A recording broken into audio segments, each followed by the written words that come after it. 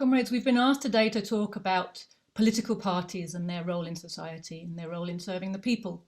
And I think the very first thing we need to do is to recognise that the concept of a political party is not an abstract concept, and all political parties are not the same.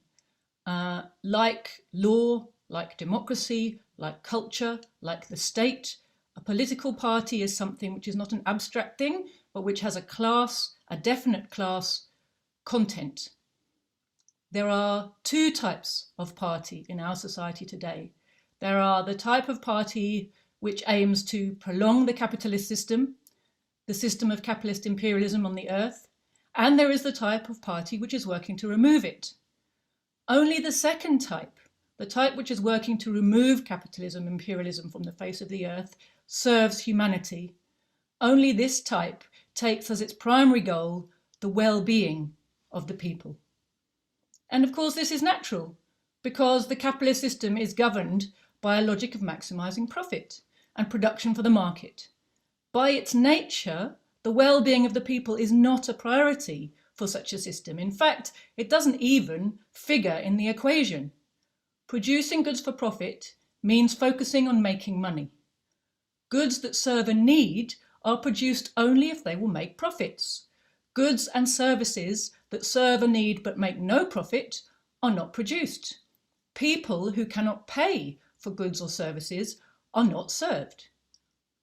The problem of the poor being unable to access even the most basic things that they need for survival becomes increasingly acute in the capitalist imperialist system as the wealth of the capitalist world is concentrated into ever fewer hands and the mass of the workers are more and more impoverished, even though it is their labour that has created all the wealth which a few imperialist financiers are gathering to themselves.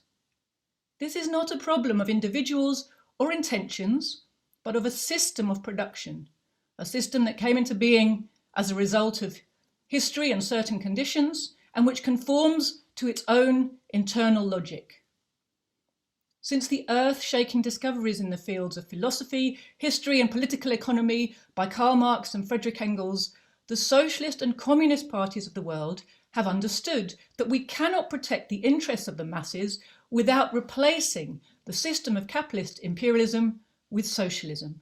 That is, with a planned economy centrally directed by a people's government in the interests of the masses.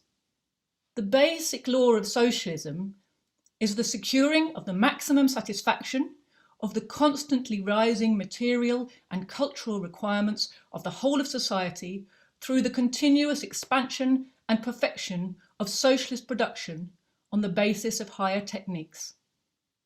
The responsibility of the political parties who understand this is to help turn the wheel of history forward from the era of capitalism and imperialism and into the era of socialist revolution and socialist construction. This is not an easy task, but it must be done if the future of humanity is to be assured. We cannot solve any of the pressing problems that face us without this solution. The experience of the Soviet and Chinese people, among others, shows that a party organised on the principles outlined by Lenin and armed with the scientific knowledge of Marxism can help the working class to organise and fulfil this, its historic mission. This is the responsibility of political parties and activists who wish to serve the people and work for their well-being. This is the role of the Socialist Party in today's world.